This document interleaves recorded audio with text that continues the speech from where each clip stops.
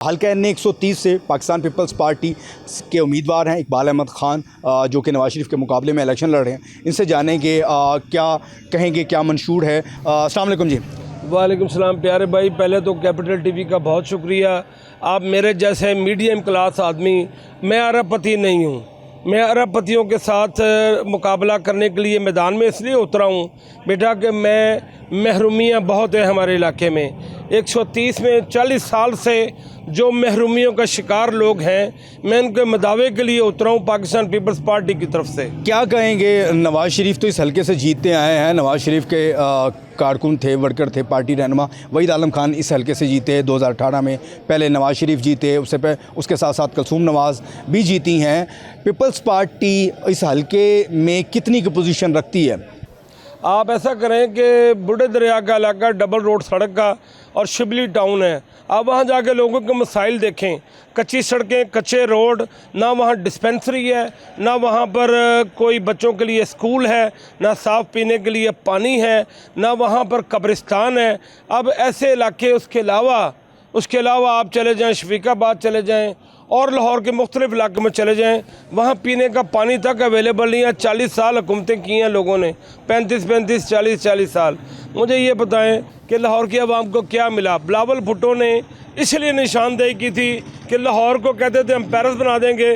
जैसे ही पानी यहाँ बारिश होती है, ये 6 फुट 4 फुट डूब जाता है, ये डुबनपुरा बन जाता है। कौन सी कंस्ट्रक्शन, कौन से मामलात? अवाम महंगाई की चक्की में पिस रहे हैं। आटे का भाव देखें क्या है, उसके बाद चावल का भाव देखें क्या है, तेल कहाँ चला गया। बैन अल-अक़वामी मार्केट से अगर आप मुवाज़ना करें तो कितना फ़र्क है। अवाम के साथ जो जुल्म और सितम हो रहा है 40 साल से, उसका मुदावा कौन करेगा? इसलिए बिलावल भुट्टो ने 10 नकाती प्रोग्राम दिया है। जो प्रोग्राम ये है कि गरीब लोगों की माशी कफ़ालत की जाए। उसके अलावा लोगों को हम यहाँ पर डबल तनख्वाहों का शेड्यूल लेकर आए हैं। हम लोगों के लिए यहाँ पर जो इनकम सपोर्ट प्रोग्राम था, बेनज़ीर इनकम सपोर्ट प्रोग्राम, उसको डबल कर रहे हैं। 30 लाख घरों का शेड्यूल लेकर आए हैं गरीब लोगों के लिए।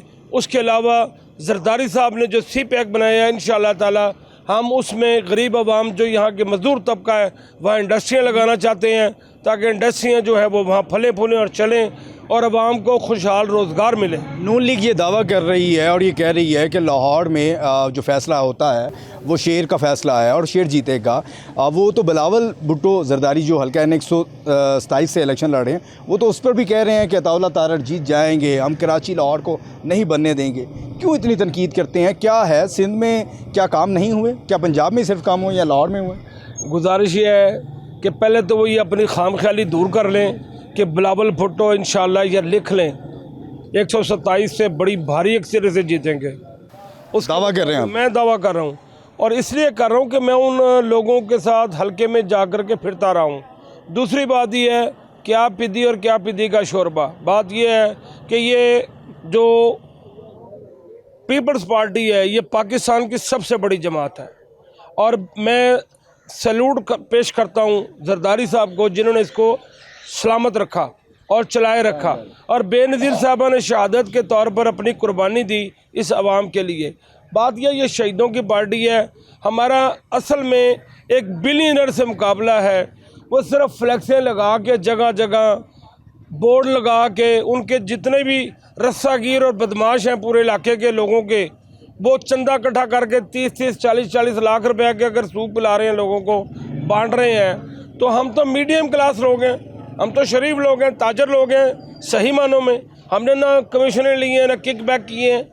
हम तो बड़े मौजूद तरीके से इस माशरे को आगे लेकर चलना चाहते हैं और शरीफ लोगों को आगे लेकर चलना चाहते हैं, और साथ में लोगों के शरीफों को रद्द करेंगे। असल में आप ये यकीन कीजिएगा कि बहुत बड़ी फ़ाइट है। मैं 130 में उतरा हूँ, और इसलिए उतरा हूँ कि मैं गरीब आवाम का दर्द दिल में रखता हूँ। आप ये बताएं, वो लीडर होता है जो 40 साल से जिसके इलाके के आदमी ने हाथ नहीं मिलाया हो? मैं तो हाथों में हाथ लेके खड़ा हूँ। मैं तो अपने दोस्तों के साथ जो मुझे जानते हैं, मुझे लाहौर में पहचानते हैं, मेरी अपनी एक पहचान है। बात यह है कि मुझे ये बताएं कि मैं तो हर इंसान के साथ अरसा दराज से चल रहा हूँ और मिलता हूँ, मुलाकातें करता हूँ, लोगों के मसले मसाइल हल करता हूँ, मुश्किलात के साथ चलता हूँ। बात यह है कि कौन सा लीडर ऐसा होता है जो अपनी आवाम के साथ मिलने के लिए भी तैयार नहीं है। ये लीडरशिप होती है। मिलने के लिए मेरे ख्याल से उधर फिर महल में बुलाया जाता है। महल में खाबे खाए जाते हैं, चंद लोगों को बुलाया जाता है जो खाबागीर होते हैं।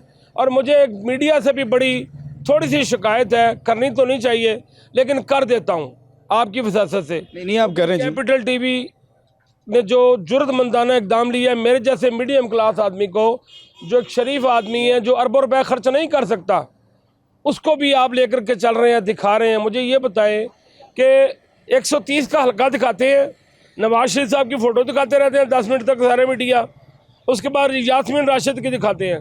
वो 3 बार वज़ीर-ए-आज़म बना पाकिस्तान का इसलिए। अच्छा, उसके बाद यास्मीन राशिद जो 3.5 साल हुकूमत की, एक बार भी अब हल्के में नहीं गई। मुझे ये बताएं कि मुझे मेरी फ़ोटो दिखाते हुए भी तकलीफ़ होती है कि ताकि मुझे वोट ना मिल जाए। मेरे जो आपकी कंपेन इतनी कम क्यों है, क्या वजह है? दफातर इस तरह से नहीं खुल सके, लोग क्यों? हमने तो आपको ढूंढ लिया, हमने तो आपसे इंटरव्यू कर रहा हूँ, ये दफातर खोल रहा हूँ। उसके बाद सांदे में दफातर खुला हुआ है, बिलालगंज में खुला हुआ है। देखें, दफातर का ज़माना इतना ज़्यादा अब रहा नहीं। दफातर के लोग जो होते हैं वो वहाँ चाय पानी और बुरी सोबत बन जाती है। वहाँ जितने मैंने बनाए हैं, मैंने 10-11 ऑफिस बना लिए हैं। मेरा ख्याल है it is more than enough. दूसरी बात यह है कि ये भी ऑफिस ही बन रहा है मेरा आपके ये इलाके में इस आवाम के लिए। लेकिन बात ये होती है कि हमने सिर्फ ऑफिस पे जोर नहीं देना। मैं डोर टू डोर जा रहा हूँ, लोगों से रिक्वेस्ट कर रहा हूँ, लोगों के घरों में जा रहा हूँ। और देखिए, आप एक और बात मैं आपको बता दूँ कि मीडिया से मेरी ये रिक्वेस्ट है, कम से कम लोगों को बताएं तो सही। सिर्फ उन्हीं को दिखाना है चढ़ते सूरज को, वो जो सूरज चढ़े हुए हैं, जो ढल चुके हैं, उन्हीं की फ़ोटोएं दिखाई जा रही हैं। भाई, पीपल्स पार्टी पाकिस्तान की सबसे बड़ी पार्टी है जिसने इस मुल्क में मंशूर दिया, जिसमें इस मुल्क में एटमी पावर बनाया इस मुल्क को, उसके बाद मिसाइल पावर बनाया, उसके बाद सी पैक में काम किया, सी पैक को बनाया, उसके बाद अवामों को। सूबे आपके होते हैं लेकिन संगे बुनियाद है तो वो इफ्तिताह तो वो कर रहे होते हैं। चीज़ों का क्रेडिट तो एटम बम का क्रेडिट भी नवाज शरीफ लेते हैं, सी पैक का क्रेडिट भी लेते हैं। वो तकरीर भी याद है आखिरी वक्त की, वो तो एटमी धमाका करना ही नहीं चाहते थे।